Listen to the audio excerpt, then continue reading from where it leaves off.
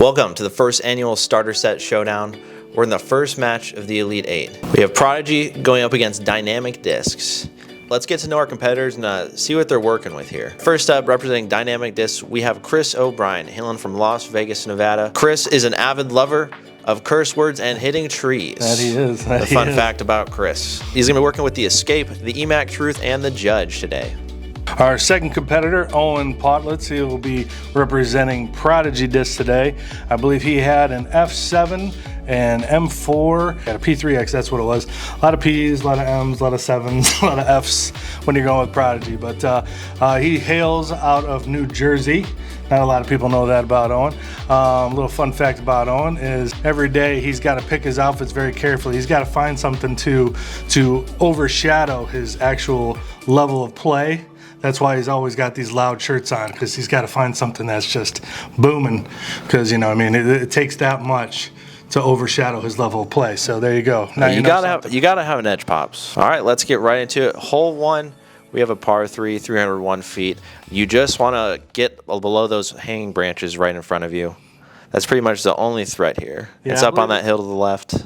Yeah, I believe there's a little bit of a headwind today. So I think both these guys are throwing some flippy stuff. So we'll see how it goes.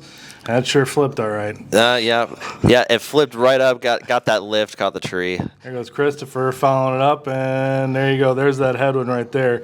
I believe that's the Escape he was throwing. That's a pretty flippy fairway. There you go. And I thought I was going to have a really tough shot here, and I kind of just threw it up on a big hyzer with that F7 on a prayer, and I got kind of close. And Chris with the approach with the Judge. Pretty standard. Should put him within a easy tap-in range. Not easily tap-in. That's actual tester for par. Now here, I need to make this putt to tie up the hole here. Yeah, to make sure, yeah. At least that's what I'm thinking. I'm pretty sure he's going to make that one. There's that sexy guy in the back. Shout out to our catch cam guy. Yeah. Pops. Ooh, little right. You know, we'll see a little bit of this these guys dialing it in the first few holes, playing with these discs they never really played with before or very often.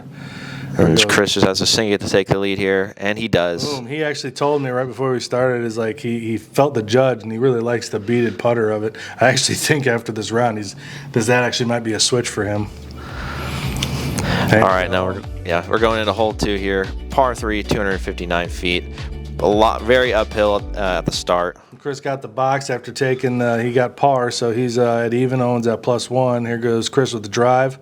And didn't quite make it up over the hill and hit the dirt. Yeah, there's that steep elevation change I was talking about. Very steep. I think what did you say? I think they have the sign now about 270. It plays a lot further than that, especially when you got to keep it low but get it over the hill. All right, got my F7 back out here again. I put it on a little bit too much hyzer. I still got some flip up, and I wasn't too disappointed with that drive, honestly. No, yeah, actually just a little less hyzer. That would have been pretty good. Putting the pressure on here. You know, Chris with his approach, and obviously we're doing a lot of approaches here with mid ranges. Don't really have approach discs in the repertoire, and there you go. Ooh, smacks that tree. Yep. He laughs it off, though. You gotta laugh it off. Lover of curse words and smacking trees. You gotta live up to your brand. You do. Here he is now, trying to get it back up there, and that left something to be desired too. But a little foreshadowing. He wasn't too happy with that. His putter is pretty hot. So here goes Owen to nice little hyzer approach here. And he just puts it right under the bucket. I didn't put it behind that tree like I normally do, so that was good. That's your normal spot, yeah. Let's see if Chris can stay out with the putter, and boom, he does. Yeah, he was on fire with the putter. Yeah, he was doing pretty good. I was really hoping that he missed there just so I could get that stroke back from hole 1. Right. You're an open bag player unsponsored, correct? Correct. Okay, so how much dynamic do you usually throw, like in your open bag, when you're not out here making these vids with Throwin With Owen? In my current bag, I have one dynamic disc. I have an Evader. You no longer bag of Justice? No, I have switched to the MD5. He's a big fan of that. Yeah. So how are these feeling today? These, well, the Escape is a little understable. More than you thought? Yes, way more than I thought. Putter feels really good. Yeah, you're on fire with that. I like the putter. And the mid-range, the truth, feels really good. Nice. It's as advertised. Yeah. But the escape in this pack is very understable. Very understable eye. So you got, you guys are all squared up going into hole 3. How are we feeling about the rest of the round? I'm going to try and at least stay even through the rest of the round. There you go, that's key. Yeah, nothing big. Pars are birds. Pars are birds. You heard him here. Chris going into hole 3, 207 feet. He's just playing. He's saying he just wants to get par. He wants to keep parring out. There you go. Somehow you ended up with the tee. Not sure how that worked out, but that's all right. Just a little courtesy. I think we have a little bit of an early release. The good thing about this hole is, as long as you don't go kicking over into the right, it should be a pretty easy up and down for par.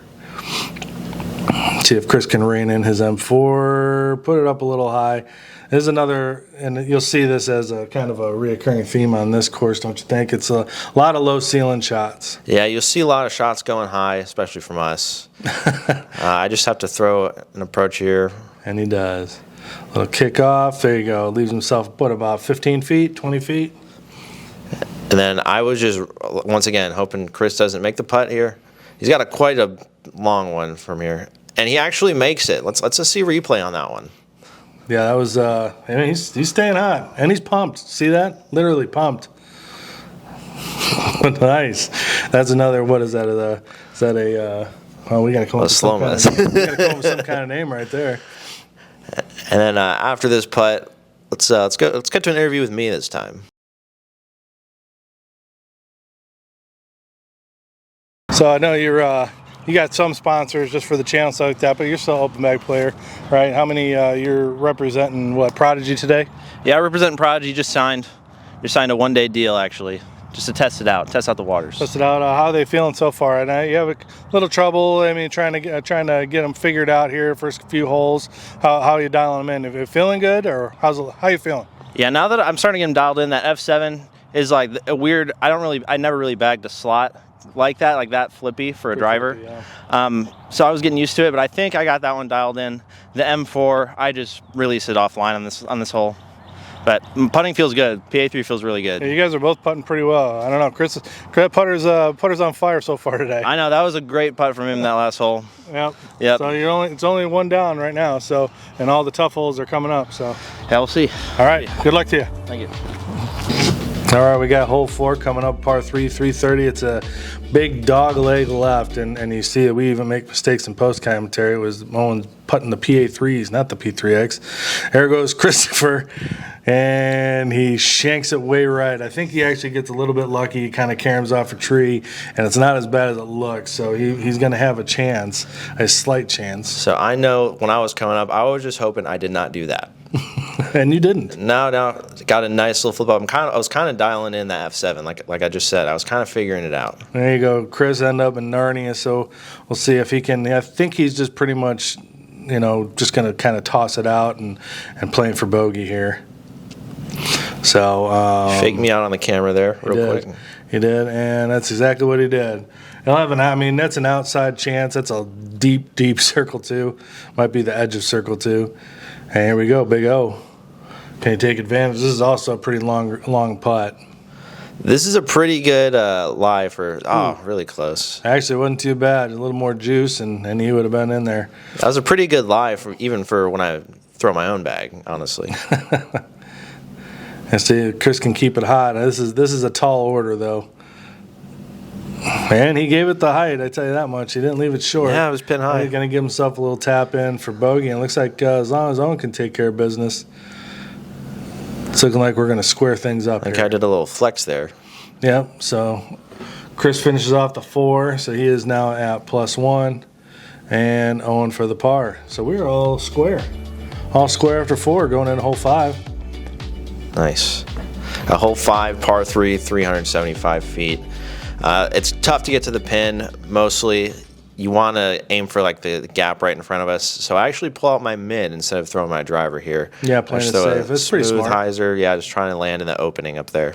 Yeah, it's a tough hole because you have to give it some height. You got to give it some power, but you got to have it kind of start leveling it out when you're hitting that tree line, because you got to carry at least another 100 plus feet through the trees. Chris, he just took that flippy escape and just put it on hyzer and tried to throw it as hard as he could down there. Catches the trees on the way in, falls straight down, but you can see you guys are pretty much right there, and he's got himself an open look. He goes with a straight forehand, going by it a little bit, but that's well within Chris's range. Yep, a little forehand of the truth. And then, as you know me, I will not throw a forehand. I'm going to go backhand, kind of right at it. Yeah, but right underneath again. Yep, last 3 holes right underneath there. 3 headbangers right in a row for par. So playing it smart. Yeah, the PA3 this round, it was really working well for me. I like the stability. I've kind of been going towards that stability of throwing putter recently.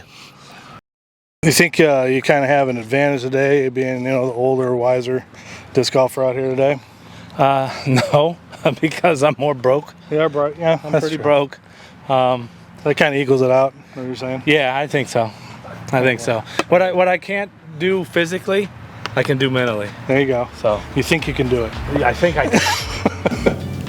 There you go. Sometimes happy thoughts are the best thing. Or sometimes those happy thoughts, you can get a little bit of luck. Luck that come along with those better be looking good. Yeah, back in high school, his nickname was actually the little engine that could. A little backstory for Chris. This is true. Here you are on hole 6. Man, that was close. You split the first trees and then kind of got hung up. Here's Chris. He kind of pulls it right again. But I want to say it sure comes back in the frame, and he'll have an easy up and down for par as long as he doesn't do something silly. Man, he does something silly, but he does have that. It is a look, and the way he's been putting, he's got a good chance to put that in. Left a little bit of meat on the potato. Yeah, you, on the other hand, you got kind of this cross and branch. You got to make a choice to go over or under, and you try to go for the ante, and you come really darn close. Yeah, I think I hit the bottom of the cage. Yeah, I think you just nicked it. And there goes Chris to par, I believe. Yeah, that was for par. So you are going to take the lead, sir. Yes, I am. Yep, so you are still at +1. Chris is at +2. And now we have hole 7, bomber hole, 401. Yeah, for this course, this is the bomber hole. So that tall patch of grass, that's actually just what is that called? It's water. They can't mow right there, standing water. So if you land in there, you just got to take it back. You do not. You play it safe. You play the safe shot. Try and throw something flippy. If it turns over, then you're actually open in the middle, and it's an easy approach. You just don't want to go deep left. Yeah, we both kind of do the same thing. Honestly, I was trying to go for it, but I think the understability of these starter set discs got the best of both of us right here. Chris cranked over on it so much that the camera couldn't even follow it. No, yeah. There's a little bit out of frame there. And he goes a little high, but if you're going to watch, it's going to crash, come right down. Bam. Yeah, hits that tree, just drops. Well played. That leaves him about 10, 15 feet. And if I'm correct, I try to do something similar. You do. I don't give it as much height. But kind of put it within putting distance. Yeah, you're closer than Chris, so there we go. Couple easy pars for you two, and moving on to 2 holes left. Yeah, 2 holes left. Yep. Sorry, I was doing the math here. Yep. Public math, it's scary. Anybody who's a regular viewer of the channel has kind of noticed you've been kind of gone here for about a month. Something been going on in the news? I got married, this is my long time planning that. Then we had the wedding, the honeymoon, and all that. But now I'm back and ready to contend. Ready to contend. So, are you thinking like today's match when you're kind of going up against Chris? Is your youth play a part in this? You think you get like an edge by being a little younger, a little more agile, a little more energy? Yeah. I don't know. I don't think you see Johnny would beat me to death. So I think age is just a number in disc golf. There you go. Owen said it here first. Chris O'Brien is almost the same as Johnny McRae. There you go. Indeed. That was a good one. Anyway, so we're going into hole 8, par 3, 304, trees littered. You want to kind of throw something a little understable, which comes in handy with these guys' disc that they have today, off to the left and have it float right. Throw the M4 and a little bit of ante here. Glides down there, but not far enough. That was actually a pretty darn good shot. And Chris is going to try and do the same. You're really just trying to miss this tree right here. So it's that one sucker right in the middle that kind of gets in the way of everything. If that wasn't there, the hole would actually be, what, 100 times easier. So, and again, unfortunately, a little misfire. We're trying to do an approach with an M4, or sorry, with his Truth. Then I actually line up for a putt here. I mean, putting distance. I got to go either over or under the tree. I think I opt for over. You do up. Hit a few branches. I was really thinking it was tracking. Yeah, even actually kind of hitting those branches. He came up. I would like to see what happened if you didn't clip them. Here goes Chris. He's kind of SOL. Yep, so he kind of missed. He had to go over. He knew he was going to clip branches. Trying to go underneath that branch, he wasn't going to get there. So again, unfortunately, Chris takes the bogey. To extend my Owen lead. Gets the par. So he's up. I think it is now +1 to +3. Yeah. We're Up by 2 going to the last hole. 301 feet, I believe. I think so. I think we have it at 341, but that's a long position. And again, it looks like you're just your little gamesmanship here, throwing his mid, trying to protect that lead. So Chris knows I got to crank on this one, So that kind of is what tends to happen when you get a little pressure on it, and you're just trying to crank it as hard as you can because he knew he had to put a close end to get a birdie. So he missed the Mando, so he's throwing from the drop zone. And he actually throws a pretty darn good shot, a line not usually taken. I think he gets a nice little slide, too. He does. Because you can see where you are, and you're actually not that far. You actually gave it a little bit of a bid there. I thought you were going to do a little bit another layup being up like you were. I got it up there enough to where I wanted to give it a little bit of a bid. And poor Chris, he gives it a go. And ladies and gentlemen, Owen wins the Star Set Showdown first round. He just won. Good job. How you feeling? Oh man, I am ecstatic. First tournament of the season for me. It's gonna go out on a win. So a 2-man tournament. There's a lot of those around here. 2-man? Yeah, 2-man tournament. You and Chris. Oh yeah. Oh, it's a different league. It's not the PDGA. It's not No. different league. Very good. So this is actually the first match of the second round of the Star Set Challenge, huh? Oh yeah. I unfortunately had to switch sponsors, and I love these discs, but I got a call actually right now. I just got a text saying that from another manufacturer, so I might be switching it up going into the next week. All right, we'll see how it goes. Appreciate everybody tuning in. What is that? Like, subscribe, comment, all that good stuff, and stay tuned for the next match. Yeah, thank you. Let's go, Prodigy!